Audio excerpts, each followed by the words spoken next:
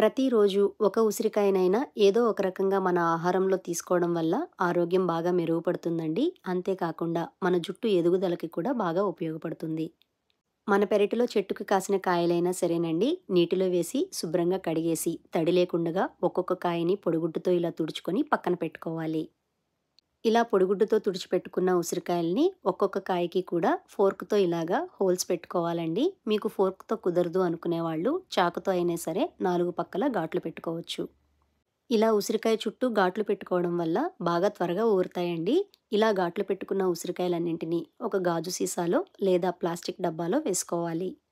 ఇందులోనే మంచి రుచి కోసం 4 పండు మిరపకాయలు లేదా పచ్చిమిరపకాయలని చీలికలుగా చేసుకొని వేసుకోవాలి. అలాగే 3 అల్లం ముక్కలు, మీ రుచికి తగ్గ రాళ్ళ ఉప్పు, కొద్దిగా పసుపు వేసుకోవాలి.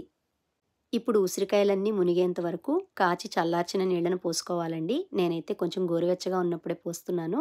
ఇలా గోరువెచ్చటి నీళ్లు పోయడం వల్ల త్వరగా ఊరుతాయి.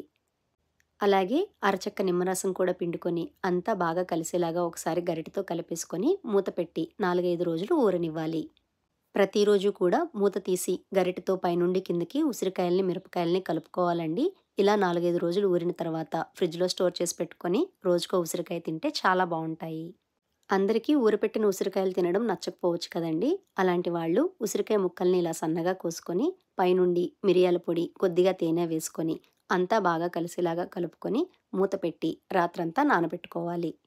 ఇలా ఉసిరికాయ ముక్కల్ని తేనెలో రాత్రంతా నానబెట్టడం వల్ల సహజంగానే కొంచెం నీరు ఊరుతుందండి. ఈ నీరుతో సహా కలుపుకొని ఉదయాన్నే పరగడుపున తింటే చాలా మంచిది. ఇలా ఉసిరికాయ ముక్కల్ని తేనెలో నానబెట్టుకొని తినాలి అనుకునేవారు నిల్వ ఉంచుకోవడానికి పనికిరాదండి. ప్రతిరోజు కూడా ఫ్రెష్‌గా మీరు తయారు చేసుకొని ఉదయాన్నే తినాలి. ఫ్రిడ్జ్‌లో పెట్టుకున్నా సరే రుచి మారిపోతుందని గమనించాలి.